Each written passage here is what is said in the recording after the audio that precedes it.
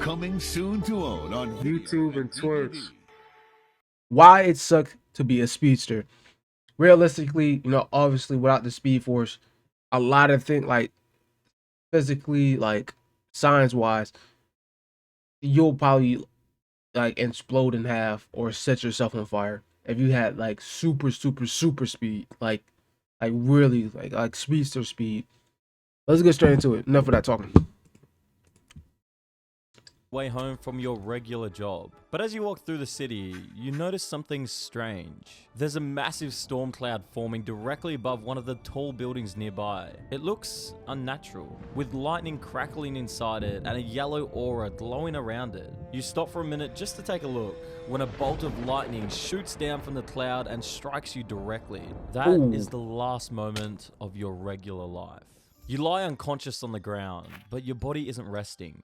The lightning didn't just electrocute you, it connected you to something that exists outside of normal reality. Inside the lightning was a cosmic force, older than the universe itself, known as the Speed Force. And now it's rewriting your biology at a molecular level. After just a few minutes, your body composition changes. Your heart is racing at hundreds of beats per minute, but it's not a heart attack.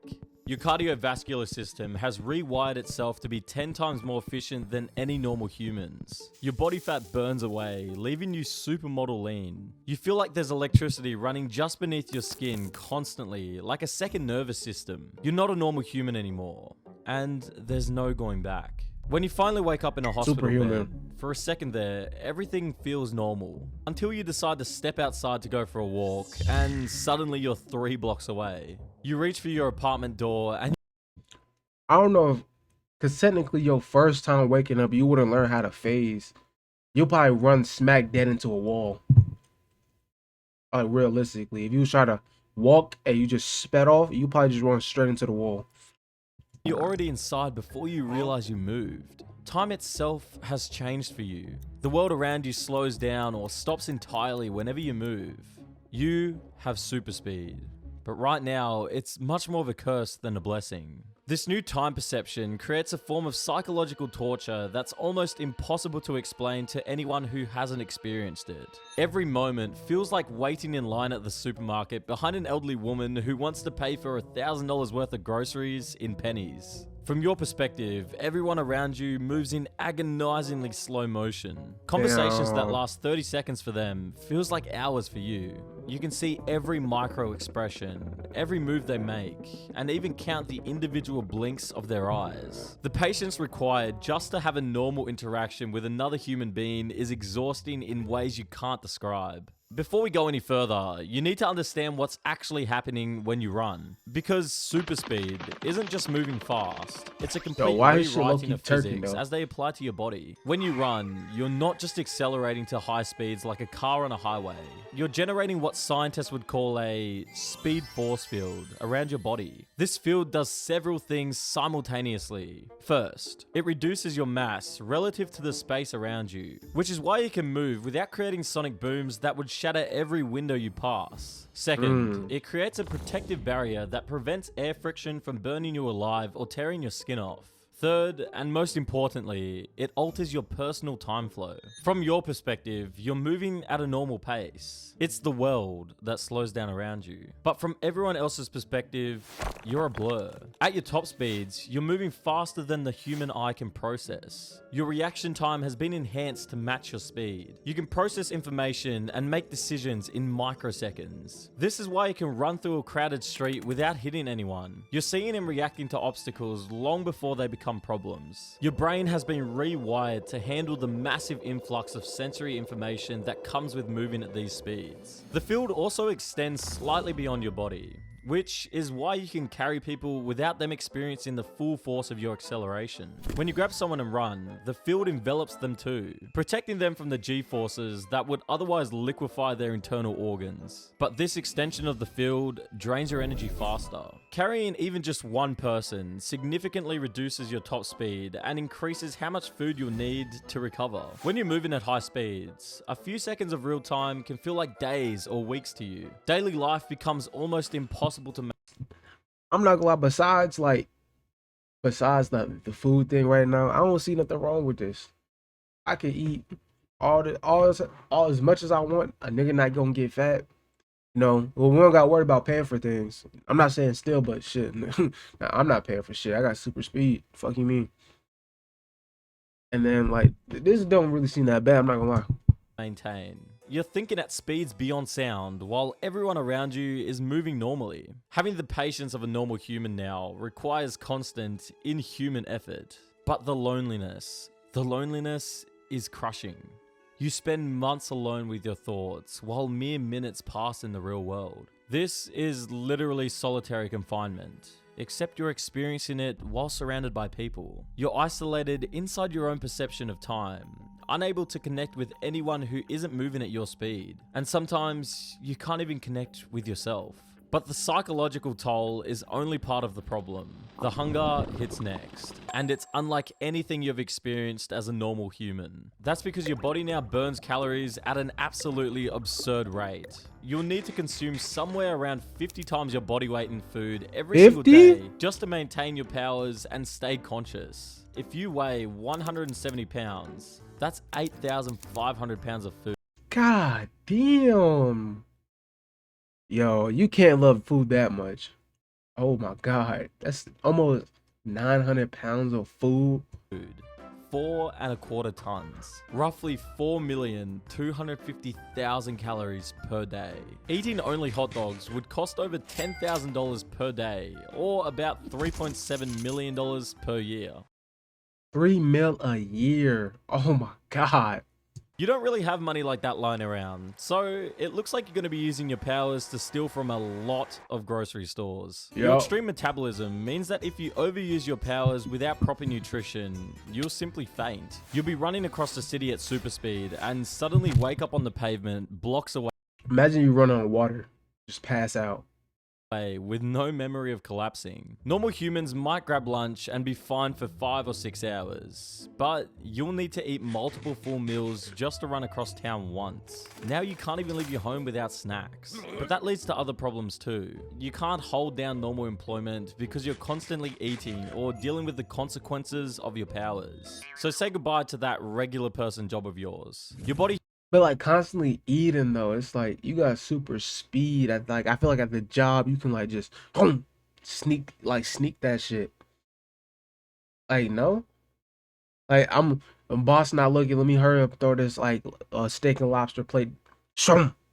Like I don't know. heals faster than normal humans, which sounds useful until you understand the horrifying catch. You don't heal correctly without immediate medical intervention. If you break a bone and don't get it set properly within minutes, your accelerated healing will lock the bone in whatever position it's in, whether that's correct or not. You need medical intervention to set bones properly before your body starts repairing itself, which gives you an extremely narrow window.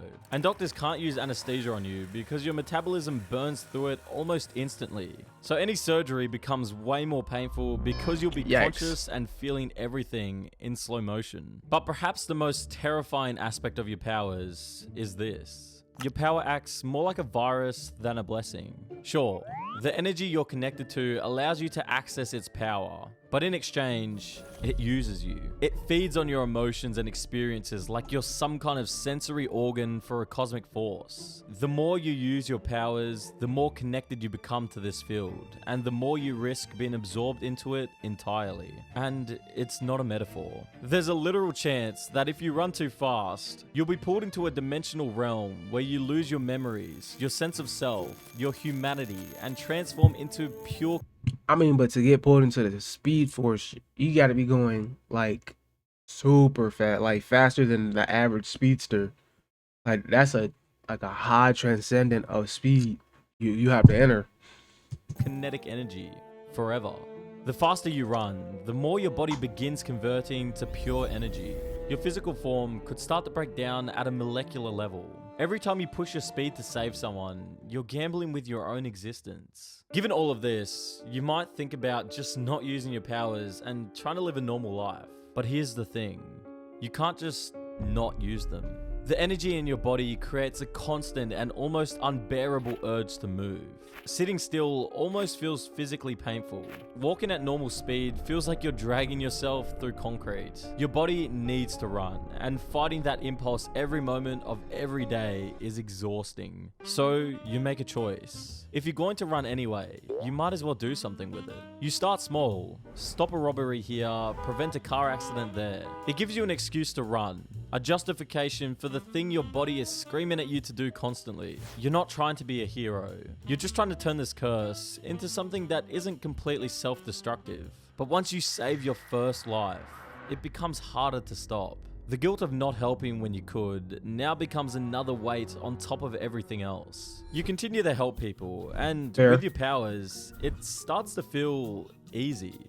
But you're not invincible. Extreme cold temperatures are now one of your worst fears because your speed is produced by heat buildup in atoms. When And you're the cold surrounded by slows your intense molecular cold, your body slows system. to a crawl. Your greatest strength becomes completely neutralized. The cold almost temporarily stuns your healing capacity, making injuries far more dangerous. Any kind of attack on your senses exploits your enhanced perception and becomes agonizing. Your senses are already operating at superhuman levels, which means sensory overload can completely incapacitate you. Electric pulses can affect your inner ear, causing severe vertigo. You could even develop an absolute fear of using your powers and experience panic attacks whenever you try to run fast. Beyond all the physical vulnerabilities, your relationships will suffer in ways you couldn't possibly predict. When you're constantly moving faster than everyone else, genuine connection becomes nearly impossible. I don't know, man. My boy, shout out to my boy Barry Allen, Wally West. Like they found love. They just got grasped the concept like you dating a superhero, not a real. You're not dating one of these regular niggas. You dating a real nigga. Be in the middle of a romantic moment when you hear sirens across the city, and you have to choose between staying present with someone you care about or running off to save strangers. You can't even introduce them to your life because explaining why you're constantly eating, why you can't keep a normal job, and why you steal so many groceries requires revealing everything. Even if you find someone who can deal with that, the small disappointments will become resentment.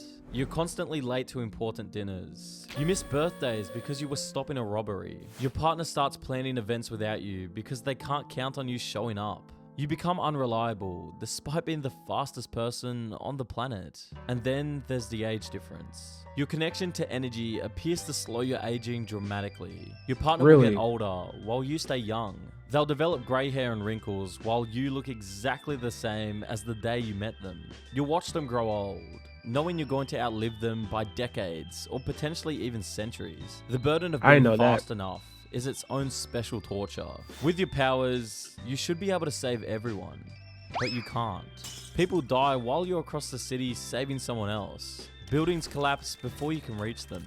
Every single failure is your fault, because if you were just a little bit faster, you could have saved them. You're the fastest person alive, and you still can't prevent every tragedy. But what's worse is when you can be fast enough and still have to choose. Multiple disasters happen simultaneously across the city, and you can hear the emergency calls all at once. Your enhanced senses pick up every siren, and you have to decide which one to respond to because you can't be in 3 places at once. Every time you save someone, you're choosing to ignore another call. You decide who lives and who dies, and you have to live with those decisions forever. All of this takes a toll on your mind. The mental health consequences are no joke. The Fair. constant trauma, the isolation, the altered time Fair. perception, the relationship failures, the guilt. Everything compounds into severe PTSD that you just can't ignore. But despite everything, the hunger, the isolation, the constant reminder that this will probably kill you, you keep running. Not gonna be that guy, but I'm just saying. Once you get past all that, it doesn't sound that bad to be a speedster. I like, all right, I gotta eat 85,000 pounds, well, 8,500 pounds a day. Yeah, I gotta steal. But once you become like mentally strong, like, yeah, I can't save everybody. So be it. Now I'm gonna save who I'm gonna save. It is what it is. And I can't find no long-term love. Just a couple flings. I can only go for flings. Doesn't sound that bad being a speedster. I'm just saying. The years blur together in that strange way they do when you're experiencing time differently than everyone else. You save thousands of people, you stop disasters, you become a legend in the city. That blur of motion that always shows up when things go wrong. People start to rely on you, which only makes the pressure worse. Every day you wake up knowing that someone, somewhere, is going to need you to be fast enough. And most days you are, but the days when you're not, those are the ones that stay with you. Eventually, you reach a point where your existence starts to feel completely empty. You've saved the world countless times. You've experienced more in decades than most people do in centuries. And you're still here. Still running. Still alone in your accelerated perception of time. When you can do everything, nothing feels important anymore. Time becomes meaningless. Human worries start to seem pointless. You might spend what feels like years lost in thought, only bothering to resurface when something forces you to. The longer you exist like this, the more detached you become. You start to question everything. What's the point of saving people when you'll just watch them die eventually anyway? What's the point of stopping disasters when new ones happen every day? What's even heroic about stopping a robbery when you're just doing it because your body needs to run? You're just seconds away from quitting everything. But then, you hear the alarms. The day has finally come where your city faces an extinction level threat. A nuclear device is going to detonate somewhere downtown and millions of people are going to die. The authorities are evacuating, but you know it won't be fast enough. They don't even know where the bomb is yet. You waste no time and go door to door to every building in the city, looking for the bomb and moving any people you find on the way outside of town. Only a few thousand rooms in, and you find the bomb with 5 seconds left before it detonates. No time to learn how to defuse it. There's only one option. Evacuate the entire city. You run faster than you've ever run before, grabbing clusters of people. Your body is screaming at you, your muscles are tearing, your heart is beating so fast it should explode. But you keep going. The device is gonna detonate in seconds. Hundreds of thousands of people are still in there. But maybe you can still make it. Maybe if you run faster than you ever have, faster than should be possible, you can outrun a nuclear explosion. Somehow you manage to get every single person in the city with a half a second left on the clock, and you come back to try and defuse the bomb. Hoping with your slowed perception you can figure something out. But you're exhausted, your body is breaking down, and you're just not fast enough. You try to run, but the blast catches you on the way back to the city. From anyone else's perspective, it's instantaneous. But for you and your altered perception of time, it stretches out into something much longer. You experience every millisecond. Oh, imagine slowly getting your skin ripped off by a nuke. Of it as the shockwave hits you, as the heat begins to cook you from the outside in, as your body finally gives up. You see moments of your life flash by. You see yourself before the lightning, just a normal person with normal problems. You see the people you love, the ones you lost to time and circumstance. You see all the lives you saved across the years, experiencing them once again in the milliseconds before the explosion consumes you completely. The people of the city will build memorials and remember you as a faceless hero, but you were just a normal person with a curse, trying to live with it. Well, that was why it sucked to be a speedster. Let me know how I feel about that down below. With that being said, see y'all boys later, dude. You don't own my soul. Get your hands off of me. Wanna rest my bones when I am free. You can't control my heart. Bones when I am free. You don't own my soul. Get your hands off of me. Wanna rest my bones.